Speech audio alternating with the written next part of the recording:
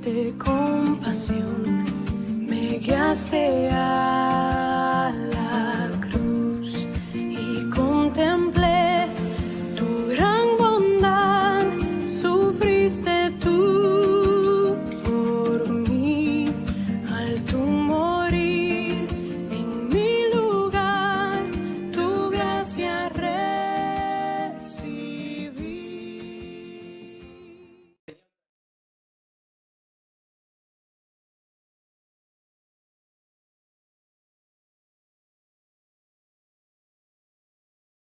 Los hermanos de aquel lugar, el día próximo domingo ya tienen aniversario, nos invitaron, así que después vamos a ver si alguno puede ir. Cumplen 2 años allá en aquel lugar y nos han extendido la invitación, así que bueno, le he agradecido mucho al pastor por abrir las puertas, lo mismo que los muchachos que están allí trabajando y sirviendo al Señor. Y vamos a ir entonces ahora sí a la palabra del Señor. Efesios capítulo 2, versículo 1 al 10. Seguimos con esta serie de sermones que se llaman la obra salvadora de Dios que nunca debemos olvidar. Leemos la palabra del Señor y después oramos. ¿Lo tiene ahí? Lo lee conmigo, Efesios capítulo 2, versículo 1 al 10. Para los que nos visitan por primera vez, estamos siguiendo esta serie de sermones de todo el libro de Efesios completo, la epístola de Efesios, y estamos en este pasaje, en esta porción de versículo 1 al 10, ya es la quinta porción, que estamos viendo el quinto sermón de esta porción, y vamos a leer juntos, dice la palabra del Señor. Y Él os dio vida a vosotros cuando estaban muertos en vuestros delitos y pecados, en los cuales anduvieron en otro tiempo, siguiendo la corriente de este mundo, conforme al príncipe de la potestad del aire, el espíritu que ahora opera en los hijos de desobediencia, entre los cuales también todos nosotros vivimos en otro tiempo en los deseos de nuestra carne, haciendo la voluntad de la carne y de los pensamientos, y éramos por naturaleza hijos de Dios, hijos de ira, lo mismo que los demás. Pero Dios, que es rico en misericordia, por su gran amor con que nos amó, aun estando nosotros muertos en pecado, nos dio vida juntamente con Cristo. Por gracia sois salvos. Y juntamente con Él nos resucitó, y asimismo nos hizo sentar en los lugares celestiales con Cristo Jesús, para mostrar en los siglos venideros las abundantes riquezas de su gracia en su bondad para con nosotros en Cristo Jesús. Porque por gracia sois salvos por medio de la fe, y esto no es de ustedes, pues es un don de Dios, no por obras para que nadie se gloríe, porque somos hechura suya, creados en Cristo Jesús para buenas obras, las cuales Dios preparó de antemano para que anduviésemos en ellas. Vamos a orar en esta noche. Señor, te damos muchas gracias por la nueva oportunidad que me das de poder traer tu palabra a mis hermanos, Señor, a tu iglesia. No es mi iglesia, es la tuya, la iglesia que vos compraste a precio de tu sangre. Y, Señor, mi deseo es poder expresarle lo que vos me has mostrado, Señor, al poder indagar en estos versículos, Señor. Estamos viendo, Señor, la obra preciosa de salvación que has hecho por nuestras vidas. Y te pido que hoy me ayudes, como siempre, Señor, a poder traer esta palabra a mis hermanos. Que como siempre te pido, me ayudes a ser claro y profundo a la vez, Señor. Que pueda, Señor, indagar en lo profundo, pero siendo didáctico para mis hermanos, para que ellos puedan entender. Dame la gracia para hacerlo, Señor. Necesito que me auxilies, que hoy me salves como cada día, Señor. Y necesito que me ayudes a poder, Señor, desarrollar en estos minutos esta palabra. Y no te pido solamente por mí, te pido por mis hermanos, que le des la gracia, Señor, que tu Espíritu Santo pueda revelar en ellos esta verdad que está escondida aquí en tu palabra, porque, Señor, al entenderlo nuestra vida cambia. Cuando tu palabra realmente llega a un entendimiento en nuestra vida, ya no puede ser como antes, Señor. Cuando vos no hablás, Señor, realmente nuestras vidas son transformadas y necesitamos oír tu voz, Señor. Queremos, Señor, como Samuel decía, habla, Señor, porque tu siervo oye. Habla, Señor, quiero escucharte, quiero conocerte más hoy. Y, Señor, te doy gracias por esta noche. Bendice a mis hermanos que hoy nos visitan, que para ellos también sea de mucho gozo, Señor, y aliento esta palabra, que sea también para exhortar a sus vidas, o lo que quieras hacer con cada uno de ellos. Señor, te doy muchas gracias. Amén y amén. Estamos entonces avanzando en nuestra serie de sermones que nos muestran la obra salvadora de Dios por nosotros. Y en los primeros sermones de la serie, ¿se acuerdan? Hemos visto simplemente un repaso porque ya hace un par de domingos que no me toca predicar y hoy quería simplemente hacer un repaso. Hemos visto en los primeros sermones nuestra condición natural estando lejos de Cristo. Los primeros versículos del capítulo 2 de Efesios habla con respecto, no se me distraiga, habla con respecto a la condición natural de las personas, a cómo éramos lejos de Dios, a cómo estábamos sin Dios. Todos los primeros versículos hablan con respecto a eso, a cómo era nuestra condición lejos de Dios. Hemos indagado sobre eso.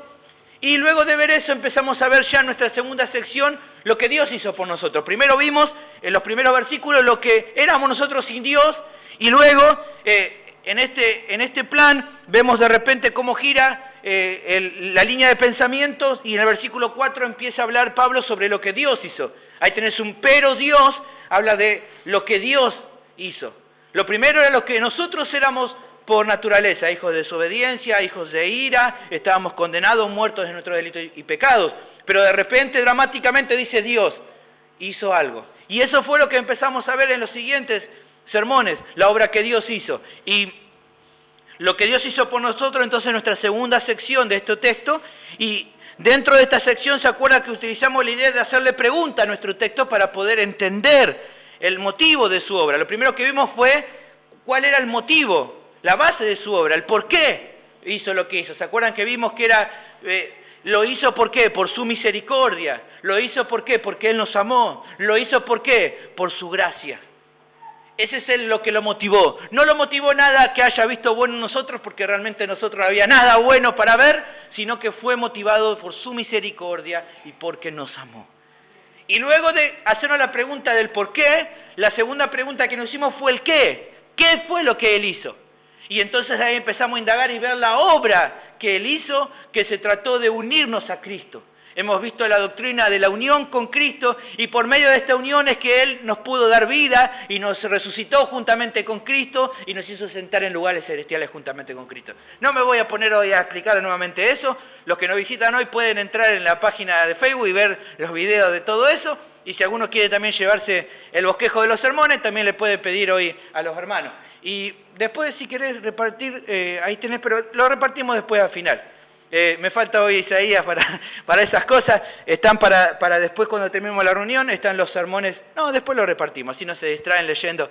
Si no, algunos se adelantan y quieren ir leyendo y ganando tiempo.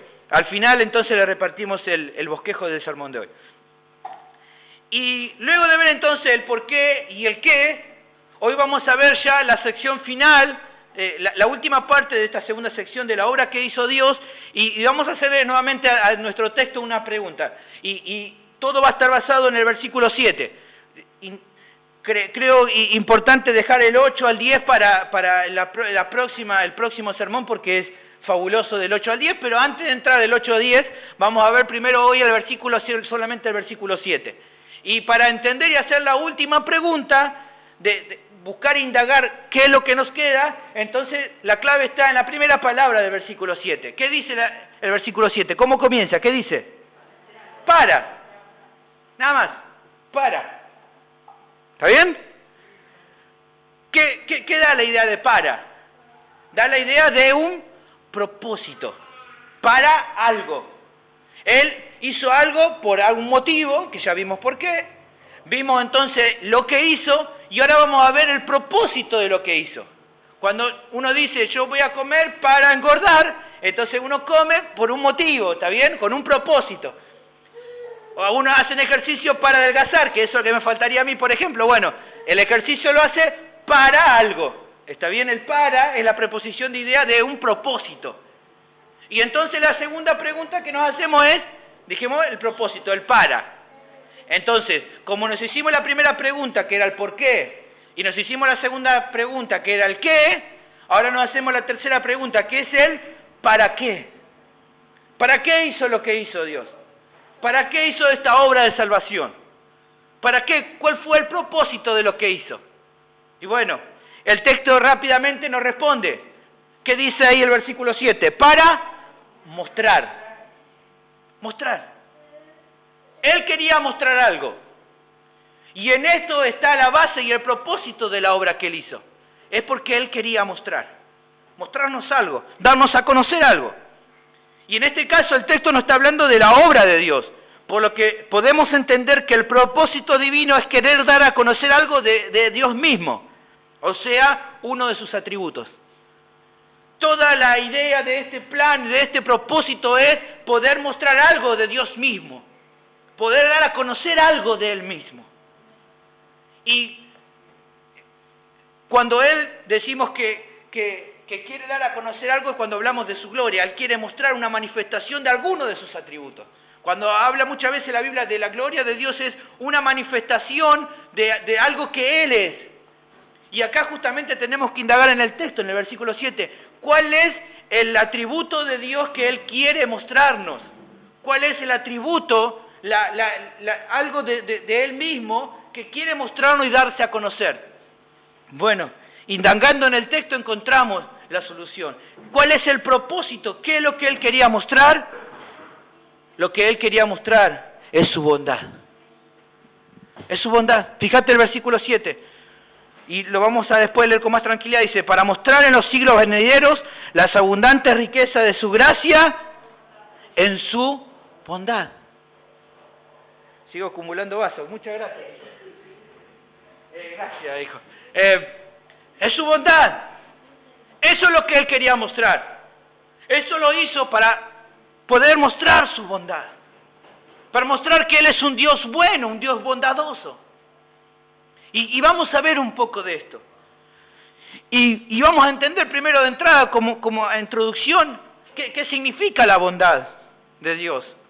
Básicamente, sobre la bondad de Dios podemos decir que Dios es la norma suprema del bien y que todo lo que Dios es y todo lo que Él hace es digno de aprobación. Esta es una definición bastante corta y te la vuelvo a leer, dice, básicamente sobre la bondad de Dios podemos decir que Dios es la norma suprema del bien y que todo lo que Dios es y que todo lo que Él hace es digno de aprobación. O sea, para hacerlo más fácil y más rápido entendimiento, lo que estoy expresando por medio de esta definición es lo que dice Salmo 105, que dice, Dios es bueno. Él es esencialmente bueno. Él es bondad. Es parte de su esencia el ser bueno. Y justamente el Salmo 106:1 dice, démosle gracias a Dios por su bondad. Y David también se expresa y nos anima. Fíjense lo que él dice con respecto a la bondad de Dios. En Salmos capítulo 34, él habla con respecto a la bondad de Dios. Y fíjate lo que dice. Salmos capítulo 34, versículo 8 dice, gustad. Otra versión dice, prueben y vean qué bueno es Jehová. Salmos 34, versículo 8. Prueben y vean qué bueno es el Señor. Dichoso el hombre que confía en Él. Es bueno. Él es un Dios bondad. Y no solamente que en esencia es bueno, sino que todo lo que hace, o sea, sus obras, son buenas. No solamente que Él es bueno, sino que todo lo que Él hace es bueno. ¿Se acuerdan rápidamente el relato de la creación que dice? Y Dios creó, y después dice, y después que creó, vio Dios qué cosa? Que era bueno. Además, en un momento dice que era bueno en gran manera. Y claro, ¿cómo no va a ser bueno lo que Dios hace si Él es bueno? Él no puede hacer nada malo. Todo lo que Él hace es excelente. Todo lo que Él hace es perfecto. Todo lo que Él ha hecho en tu vida es bueno. Esta es la idea del texto. Todo lo que Él es bueno y todo lo que Él hace es digno de aprobación. El Salmo 119 nos dice algo más con respecto a su bondad. Bueno eres tú y bienhechor. ¿Qué es un bienhechor? Alguien que hace cosas buenas. Así lo definía el salmista acá en Salmo 119, versículo 68. Bueno eres. Y no solamente eres bueno, bien haces. Todo lo haces bien. Y hay un versículo más, ya en el Nuevo Testamento, ¿se acuerdan? Santiago capítulo 1, versículo 17, el más conocido que muchas veces nosotros utilizamos con respecto a todo lo bueno, ¿de dónde viene todo lo bueno? Santiago capítulo 1, versículo 17, nos dice la palabra del Señor: toda buena dádiva y todo don perfecto desciende de lo alto. ¿De quién? Del Padre de las luces.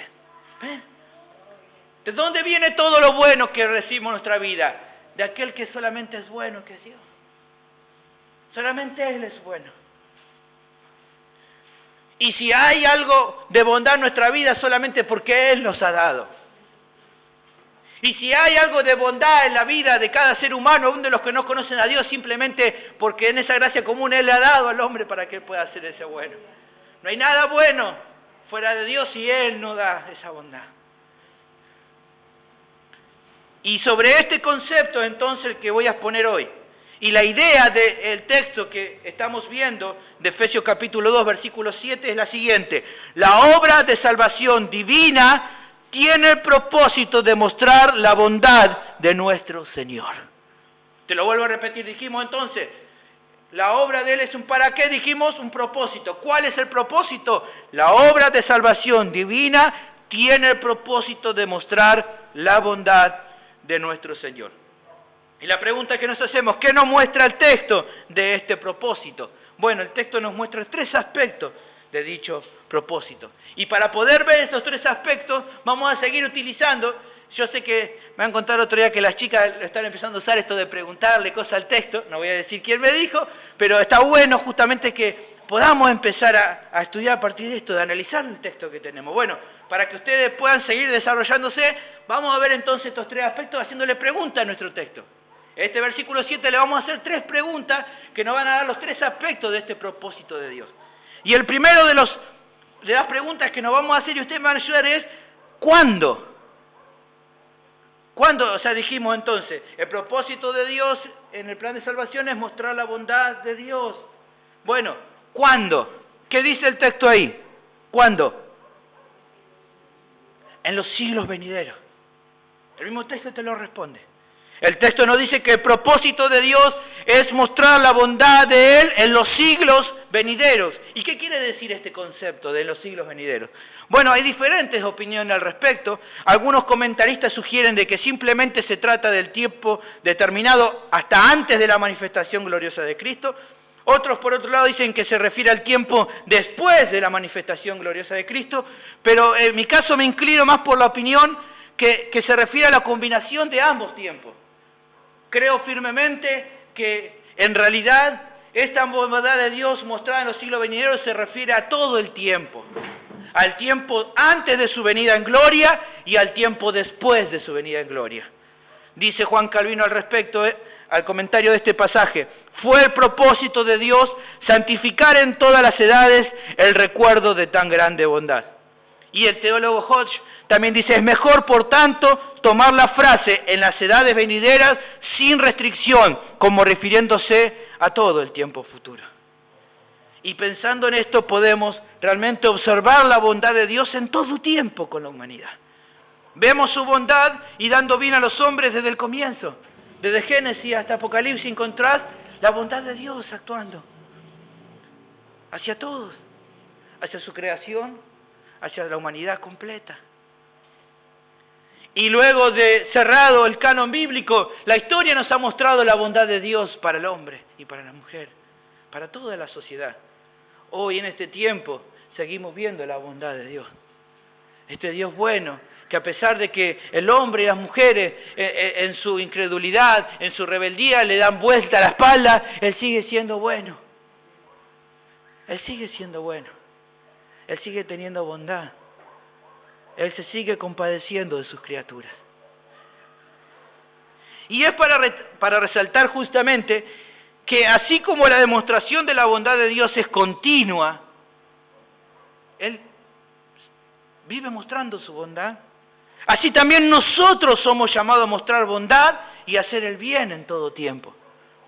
Es un ejemplo que Dios nos dejó, que Él en todo tiempo es bueno. Bueno, también nosotros debemos ser bondadosos y dar bien todo el tiempo. ¿Qué dice Gálatas capítulo 6, versículo bueno? No nos cansemos, pues, de hacer el bien. porque a su tiempo segaremos y nos desmayamos, pero la idea es lo mismo. Así como Dios es bueno todo el tiempo, actúa en bondad en todo el tiempo, su iglesia también tiene que hacerlo.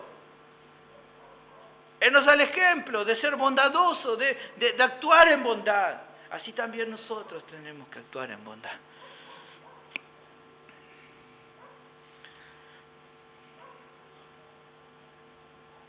Es fruto del Espíritu, dice Efesios capítulo 5. El fruto del Espíritu es bondad en nuestras vidas. Es parte de nuestra nueva vida ahora en Cristo ser bondadoso, ser bueno. Antes éramos malos, pero ahora hay bondad en nuestra vida. Hay bondad. ¿Quién no tenía malicia cuando era por ahí chico? ¿Quién alguna vez no metió la traba a un compañerito cuando era chico? ¿Quién a uno capaz que no hizo de pegarle a uno, pero cuántas veces a uno le influyó en la cabeza al otro para que, ¿no? Y algunos se ríen porque sí, era malicioso, hemos actuado con malicia. Pero ahora en Cristo hay bondad. Hay bondad en nuestros corazones. Hay bondad. Nuestra vida ha sido transformada y ahora somos buenos. De Bernabé se decía la palabra, varón bueno. ¿Por qué bueno? Bueno, ¿por qué buen tipo? No, porque Cristo transformó su vida. Entonces ahora somos buenos.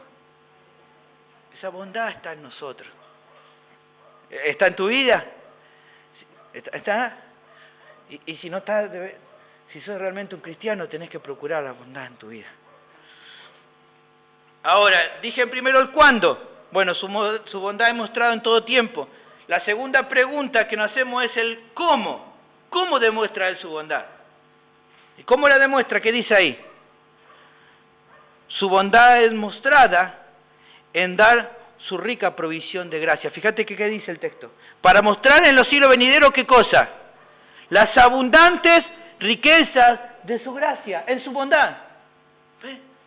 Como Él es bondad, Él no solamente muestra su bondad todo el tiempo, sino ¿cómo la demuestra? Dando abundante riqueza de su gracia.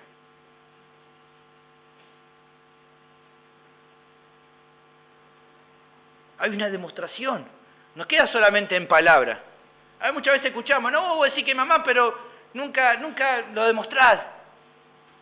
Vos decís que me amás, pero nunca unas flores, nunca unos bombones, nunca una salida afuera. ¿Qué tipo de amor es ese que no se demuestra? Nunca una cartita, un mensajito. ¿Cómo no? Una vez hablamos, el amor se muestra en base a qué cosa, a las acciones que provoca. Y bueno, también la bondad se demuestra en las acciones que provoca. Y entonces Dios, ¿cómo muestra su bondad? En darnos ¿qué? Abundante riqueza. Y otra vez encontramos, como hace un tiempo atrás, que Pablo, al expresar términos como, por ejemplo, gracia, él es como que una pluma como él tan equilibrada, tan hermosa para escribir, de repente es como que se queda sin palabras y como que inventa palabras así medias raras como para intentar hablar sobre algo que él encuentra sumamente grande. Un hombre elocuente, un hombre que tenía capacidad para escribir, de repente se encuentra que va a hablar de la gracia y no puedo decirlo así nomás. Y él entonces utiliza un término acá y él dice las abundantes riquezas. Él está hablando acá como de una superabundancia, como si esa palabra existiera. Él está diciendo, cuando hablo de la gracia del Señor, intento medirla y no encuentro palabras para poder explicar.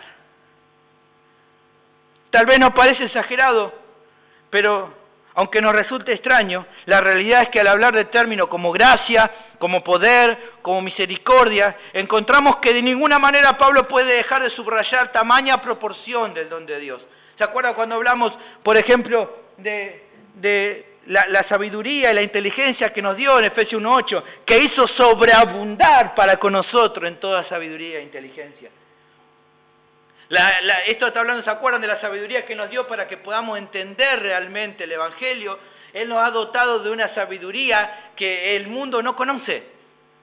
¿Se acuerdan cuando hablábamos con respecto a eso? Hemos sido dotados con una capacidad que el mundo no tiene. El mundo naturalmente no puede entender las cosas de Dios, pero el cristiano sí. ¿Por qué? Porque Dios le ha dado una capacidad especial para poder entenderlo. Y ¿se acuerdan cuando hablábamos con respecto con respecto al poder que opera en nosotros? ¿Se acuerdan? Versículo 19 de Efesios 1 hablábamos. ¿Se acuerdan? La supereminente grandeza de su poder para con nosotros los que creemos, según la operación de su fuerza. ¿Se acuerdan que hablábamos? El supereminente poder, grandeza, una cosa, Pablo se quedaba sin palabras para hablar con respecto al poder de Dios que actúa en nosotros. Ese poder que actúa en nosotros es algo que Dios nos ha dado de una manera grandísima. El poder para transformar nuestras vidas, el poder que Dios nos ha dado para que nuestra vida dé el giro que dio, ha sido un poder que el ser humano no conoce. El ser humano intenta cambiar con sus propias fuerzas, pero siempre se queda a mitad de camino. Intenta utilizar medios humanos, psicología, intenta buscar por medio de la ciencia, intenta buscar por medio de montones de cosas, pero la vida realmente no es transformada. ¿Por qué la vida del cristiano ha sido transformada? Porque el poder de Dios ha transformado su vida. Y es un poder que no existe en esta tierra, sino que es algo que viene del cielo. Y ustedes y yo somos testigos de ese poder que nos ha transformado, y que no solamente nos transformó el día que lo conocimos a Él, sino que nos transforma todos los días, diariamente. Vemos cómo ese poder va transformando nuestras vidas. Y justamente se trata de la bondad de Dios, de esa bondad de la cual fluyen entonces su gracia, su misericordia y paciencia. Todos estos otros atributos de Dios fluyen justamente de su bondad. Como Él es bueno, entonces actúa en gracia. Como Él es bueno, es misericordioso. Como Él es bueno, entonces es paciente. ¿Ven cómo se relacionan los atributos de Dios en Él mismo? Dice Gruden al respecto, al relacionar estos atributos: la misericordia de Dios es su bondad hacia los afligidos. Su paciencia es su bondad hacia los que continúan pecando, y su gracia es su bondad hacia los que merecen solo castigo. Eso es su bondad actuando, dando gracia. ¿Qué merecíamos vos y yo? Castigo. ¿Qué merecíamos? Según la justicia de Dios, el infierno. Pero Él, mostrando su bondad, nos dio su gracia.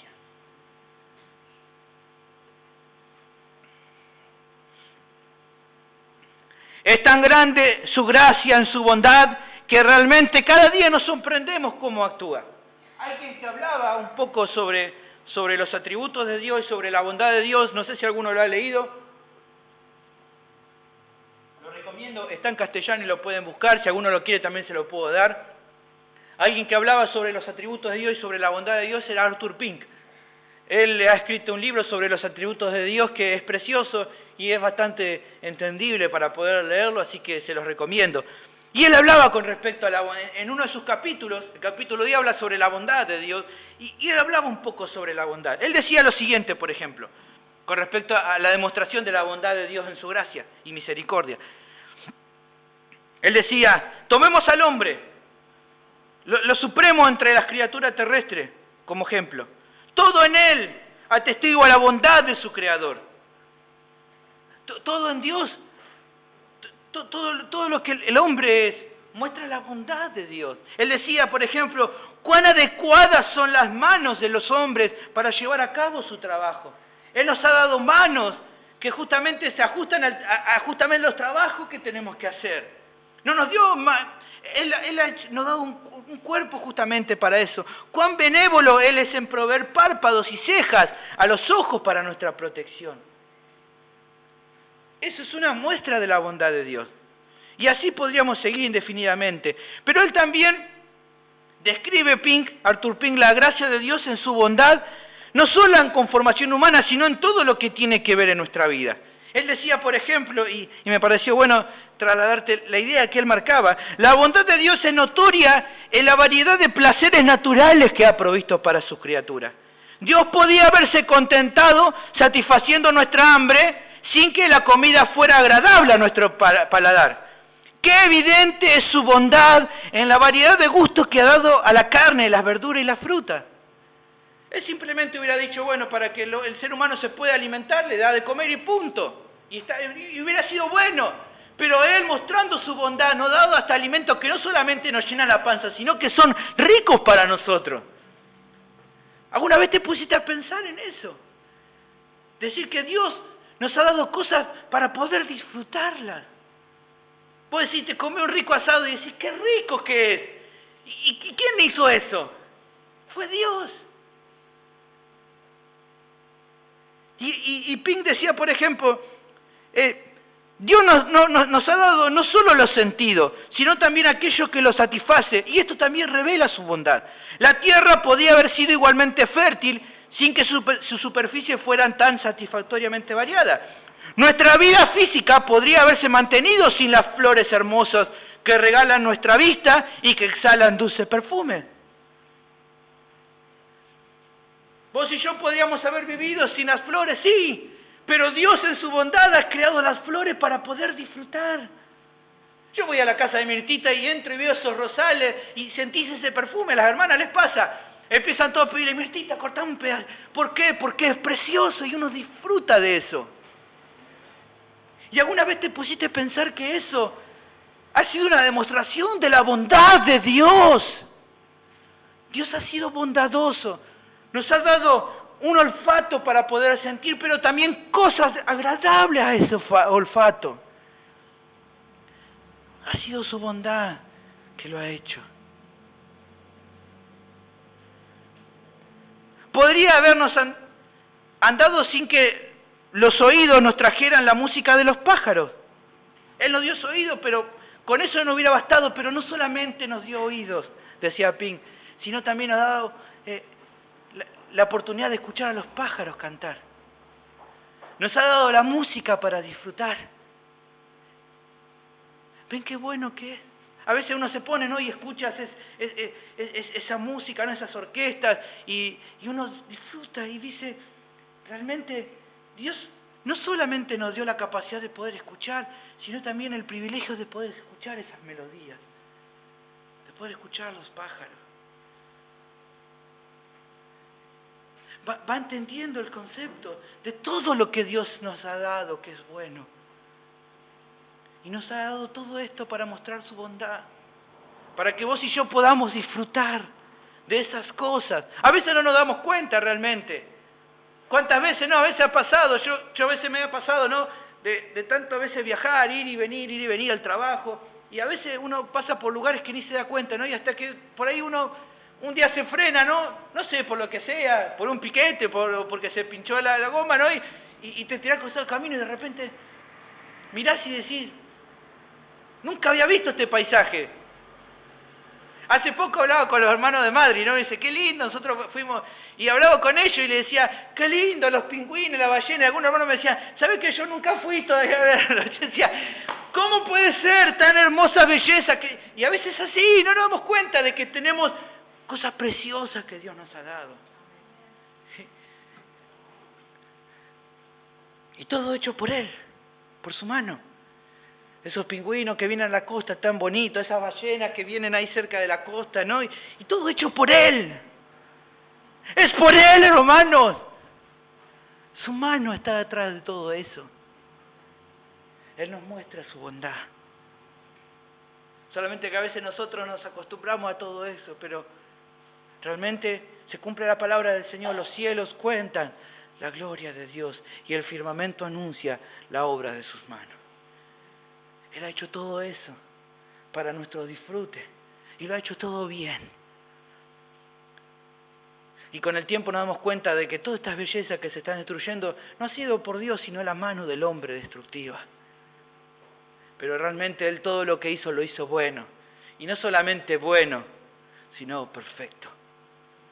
Y cada uno de nosotros podemos disfrutar de la bondad de Dios en todo lo que hacemos, hermano. A veces es necesario pararnos y decir, qué bueno que ha sido Dios. Te ha dado el descanso. A veces no te levantás y decís, he podido descansar. Dios nos ha dado el tiempo de descanso para poder levantarnos y a veces nos levantamos, ¿no? Y salimos a las corridas y no disfrutamos el día precioso que Dios nos regaló. Cómo Él, sustentando la naturaleza, mantiene al tiempo el frío, al tiempo el calor, los días de sol, los días de lluvia, todo lo hace perfecto. Es motivo para que le adoremos. Y cuando te sentás a comer y ves la provisión que Dios te dio, como Él no te hace faltar nada, que de tu boca pueda salir gratitud hacia Él. Gracias, Señor. Yo le agradezco tanto al Señor. Le digo, cuando en la semana me siento a comer ahí en casa, con lo que Clau me hace de comer, el domingo cuando mi mamá hace para comer, y digo, gracias, Señor, puedo disfrutar de esto que vos me pusiste en la mesa. Obviamente disfrutar sin sobrepasarme, ¿no? Porque después el cuerpo lo resiente, pero poder disfrutar de esas cosas que Dios nos ha dado, hermano. Fue Dios el que te las dio. Sea lo que sea que está en tu mesa, Él te ha dado para que lo puedas disfrutar. Él ha sido bueno con nosotros. Verdaderamente las misericordias de Jehová están sobre todas sus obras. Así dice Salmo 145. La misericordia de Dios está sobre todas las obras de Él. Vamos al último de los puntos de hoy. Hoy viene cortito el sermón, no viene como otros días, así que estamos bien con el tiempo. La última de las preguntas que nos hacemos para el versículo 7 es, ¿a quiénes Él muestra su bondad? ¿Qué dice ahí? A nosotros. Entonces, otro aspecto de la bondad de Dios es, su bondad es especialmente mostrada hacia nosotros. No solamente Él muestra su bondad a toda la creación, a toda la humanidad, sino que justamente el texto nos dice que especialmente su gracia, su bondad mostrada en su gracia, lo hace ¿en quién? En nosotros, dice acá Pablo. Más allá de notar cómo la bondad de Dios es demostrada en su gracia común para toda la creación, es maravillosa y específicamente más demostrada en una multitud de personas que el apóstol define claramente como nosotros. ¿De quiénes está hablando el apóstol en este nosotros? El mismo texto nos da la respuesta. ¿Qué es lo que dice el texto? ¿Qué dice? Para con nosotros en Cristo Jesús. O sea, ¿a quién se refiere con nosotros? A los que están en Cristo Jesús. Y se acuerdan que hemos visto en el anterior sermón esta terminología del apóstol. Era que él utiliza para referirse a aquellos a los cuales Dios ha realizado la obra de ¿qué? ¿Se acuerdan de qué? ¿De qué? ¿De la unión con quién? Con Cristo. Ahí está el punto. Hemos hablado, ¿se acuerdan? Con respecto a las bendiciones que hemos obtenido por medio de lo que Dios hizo de unirnos a Cristo. Toda la obra que Él ha hecho en nosotros ha sido a partir de esa unión con Cristo. Nosotros muchas veces le prestamos más atención a la parte de decir, bueno, ahora Cristo entró en mi corazón, ¿no? Cristo entró en mí. Pero la realidad y la más grande verdad de todo esto es que ahora nosotros estamos en Cristo. No tanto que Él vino a nosotros, sino que nosotros estamos en Él. Eso es lo más precioso. El bautismo del Espíritu Santo, ¿qué ha sido? El que ahora somos, ¿qué? El cuerpo de Cristo. Somos uno con Él. El Padre nos ha unido con Él. Y como nos ha unido con Él, ahora tenemos vida.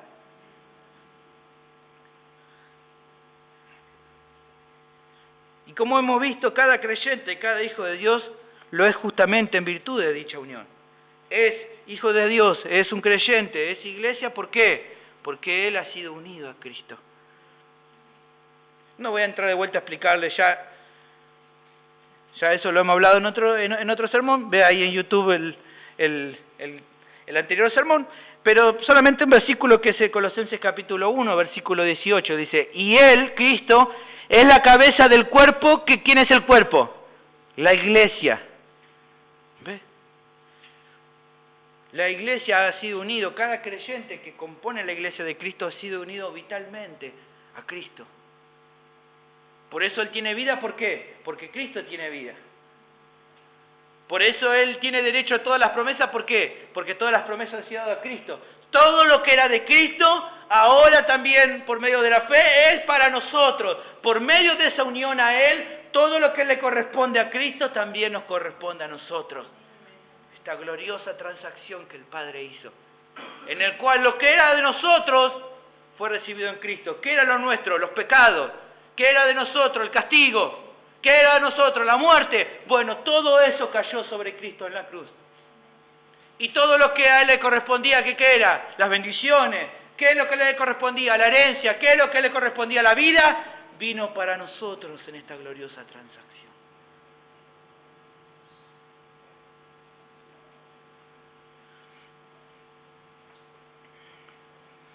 Como bien explica Samuel Pérez Millos, la Iglesia hace visible una manifestación divina que no podría mostrarse sino de esta forma, la gracia. En la Iglesia y solo en la Iglesia puede mostrarse como ninguna otra manera la demostración de la gracia por parte de Dios. Esta gracia transforma a perdidos en un cuerpo glorioso que es la Iglesia, a quien el Señor presentará sin mancha ni arruga. Efesios capítulo 5, versículo 27. Una Iglesia sin mancha ni arruga. Este es el propósito de Él. Al mostrar en su bondad su gracia, Él ha tomado a hombres y mujeres pecadoras, lo peor de lo peor, y de ser eso lo peor, lo más vil de este mundo, lo ha transformado en su iglesia, en su esposa, en su novia, a la cual Él está preparando ¿para qué? Para un día presentársela a sí mismo. ¿Cómo la va a presentar? Sin mancha ni arruga. Un día el pecado será librado, nuestro cuerpo será librado totalmente de la presencia del pecado y podremos estar en la presencia del Señor tal como Él es y conocerle y disfrutarle. En este tiempo podemos disfrutar de Él, pero un día podemos disfrutar completamente de nuestro Señor. Los mismos ángeles, decía Samuel Pérez Millos, han podido contemplar la gloria de Dios, observar su poder, pero no era posible una manifestación de la gracia que se hiciera inteligible para ellos, mientras no hubiera criaturas pecadoras que pudieran ser objeto de ella. Los ángeles los miran, decía Spurgeon, y se admiran. Ellos se admiran. Tienen, por así decir, una envidia santa, porque ellos no pueden disfrutar de lo que nosotros disfrutamos. Ellos no saben lo que es esa gracia que hemos recibido vos y yo, porque ellos no han pecado. Pero vos y yo podemos disfrutar de esa bendición, de que, aunque merecíamos el castigo, fuimos receptores de la gracia divina. Ellos nos miran y se admiran y dicen, estos hombres, estas mujeres, merecían castigo. Pero Dios les dio de su gracia. Privilegiados somos de haber recibido esa gracia divina. Y aquí entonces tenemos en resumidas cuentas parte de dicho propósito. El demostrar por toda la eternidad la gloria de su bondad en una sobreabundante dotación de gracia para su pueblo escogido. ¿Y cuándo fue escogido este pueblo? Desde el comienzo. Así nos dice la palabra. Desde el comienzo, desde antes de la fundación del mundo, Él te escogió.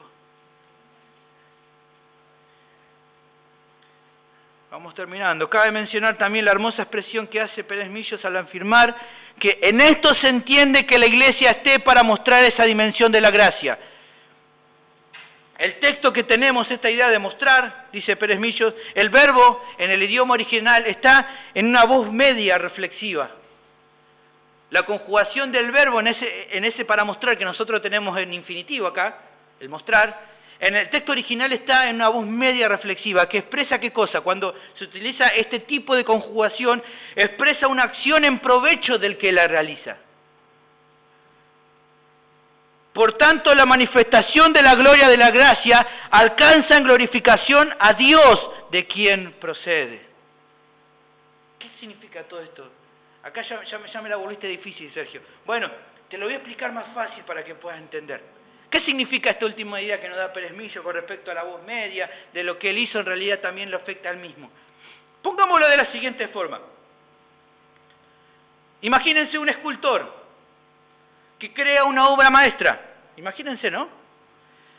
Podemos afirmar que dicha obra realmente hace que aquellos que la observan van a quedar realmente admirados al apreciar esa escultura, ¿no? Me imagino vos y yo yendo a una galería de arte y viendo a un famoso escultor, pongámosle, no sé, Checho se vuelve escultor y de repente hace una gran escultura y de repente entramos todos y nos dicen, esta es la escultura que hizo Checho, ¿no? Una obra, imagínense, ¿no? Con mucha imaginación. Y de repente miramos así esa escultura que nos resulta precioso y entonces, ¿cómo quedamos al ver eso? ¿Quedamos admirados o no? ¿No te pasa a veces cuando has visitado una galería de arte o has visto un cuadro, ¿no? Y vos decís, wow, qué hermoso. Por ahí vos no entendés mucho esto del arte, ¿viste? Pero te dicen que está muy bueno y vos decís, sí, la verdad que sí, se ve muy lindo. Ahora bien, aunque la escultura es preciosa y uno queda admirado, ¿quién es el que recibe los elogios por su belleza? ¿La obra en sí mismo o aquel que lo hizo? El que lo hizo. Todos nosotros quedamos admirados ante esa obra, pero ¿quién es el que recibe los aplausos? El autor. Pensemos de otra manera. Cambiemos de ejemplo. ¿Cuántas veces no hemos conocido ahora que hay personas a las cuales se le tienen algún problema, alguna enfermedad, ¿no? O algún problema en su cuerpo, entonces es necesario recurrir a una cirugía muy importante, ¿no? Y vemos ahora cómo la ciencia avanza y hace que esos cirujanos no trabajan de una manera, no sé si alguno de ustedes mira esos programas de medicina, ¿no? Pero vemos cómo ellos trabajan ahí en lo minúsculo y van cortando y haciendo, ¿no? Y vos decís, ¿cómo, no? Y, wow, uno se sorprende ver esa mano, el pulso de ese cirujano que va trabajando y cortando y sacando lo que está mal y cerrando ese lugar. Y entonces termina en un momento que aunque es para riesgo para el paciente, él termina logrando que esa operación surja bien. Y entonces, al ver al paciente que se estaba por morir y ahora recuperándose, ¿qué es lo que hacemos? Todos nos logramos con esa persona. ¿Pero a quién elogiamos?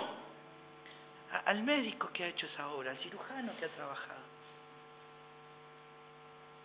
Creo que me van entendiendo en esta idea, ¿no? En esta pregunta encontramos al fin el propósito más profundo y fundamental de la obra salvadora de Dios. Al transformar nuestras vidas, no es sino más que la manifestación más gloriosa de la abundante bondad que existe en nuestro Dios. Al hacer esta obra, lo que te estoy queriendo decir es que hemos sido beneficiados de su gracia, pero el que recibe la gloria es Él. Somos esa pintura que Él pintó. Somos esa escultura que Él armó. Somos ese paciente que Él curó. Y no nos podemos glorificar por eso, porque nosotros no tuvimos nada que ver. La gloria le pertenece a Él. La semana que viene vamos a ver un poco más de esta idea de que para que nadie se gloríe, pero simplemente dejarte este concepto, nadie se puede gloriar en sí mismo por esta obra, porque Él la hizo para mostrar lo grande que es Él. Es grande. Si has salvado a este pecador que te está hablando, es grande. Y si ha salvado tu vida, es grande. Ha transformado nuestras vidas, ha hecho de nosotros una escultura preciosa, todavía la está formando, todavía la está moldeando, pero Él que prometió en el Filipenses capítulo 1, versículo 6, que el que comenzó la buena obra, la va a terminar. ¿Cuánto dan gloria a Dios? Por eso Él va a terminar lo que comenzó en vos. Hermoso Señor. Y al final de los tiempos, cuando estemos ya en gloria con el Señor, seremos nosotros como ese producto terminado, perfecto delante de Él, con cuerpos glorificados. Fíjate lo que dice Apocalipsis capítulo 7, versículos 9 al 12. precioso este. Mirá lo que dice acá. Después de esto, miré, búsquelo y léelo conmigo para que realmente puedas entender de esto que te estoy hablando. Y sitúate en ese tiempo, porque si realmente sos un cristiano real, vos vas a estar en ese lugar. Si realmente fuiste comprado con su sangre y sos una nueva criatura, la promesa es que vos vas a estar en ese lugar. ¿Y qué es lo que aparece ahí? Mirá, versículo 9 del capítulo 7 de Apocalipsis. Después de esto dice Juan, miré, y he aquí una gran multitud, la cual nadie podía contar, de todas naciones y tribus y pueblos y lenguas, que estaban delante del trono y en la presencia del Cordero, vestidos de ropa blanca y con palmas en las manos, y clamaban a gran voz diciendo: la salvación pertenece a nuestro Dios, que está sentado en el trono, y al Cordero.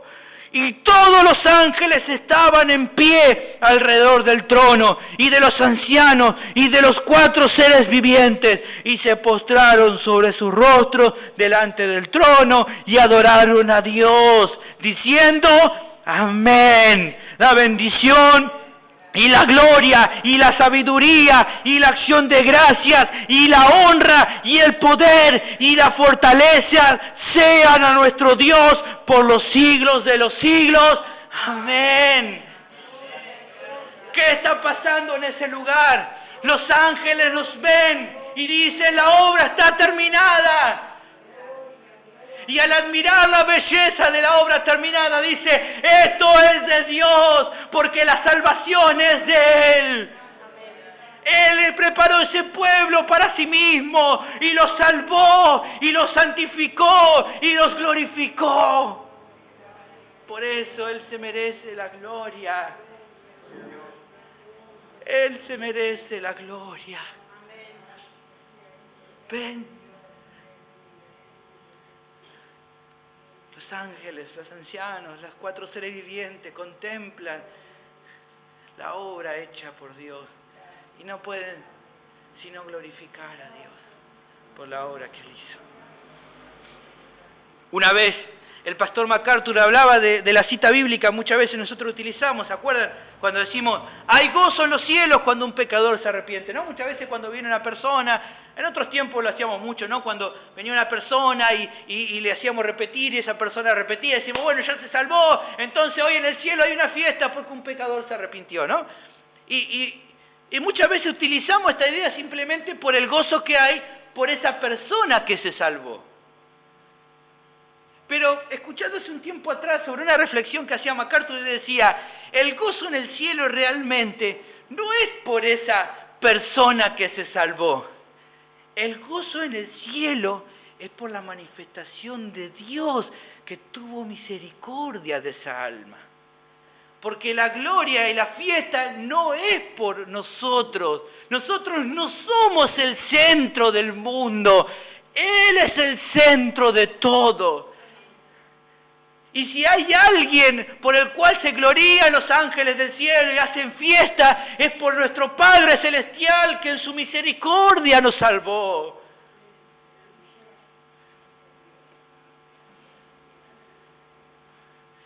¿Qué? Nosotros no somos importantes. Lo importante es Él. Es lo que Él hizo. El habernos salvado demuestra su misericordia. Porque ¿qué merecías vos? Te lo vuelvo a repetir. ¿Qué merecías sino el castigo? Pero Él nos salvó. La mayor causa del gozo en el cielo es por la manifestación de la gracia de Dios sobre ese pecador. Por eso nuestro Señor, y termino con esto, merece completa adoración de nuestra parte. Él merece adoración. Por esta razón, en realidad, el conjunto de ideas que vamos comprendiendo en estos versículos son el corazón del Evangelio mismo.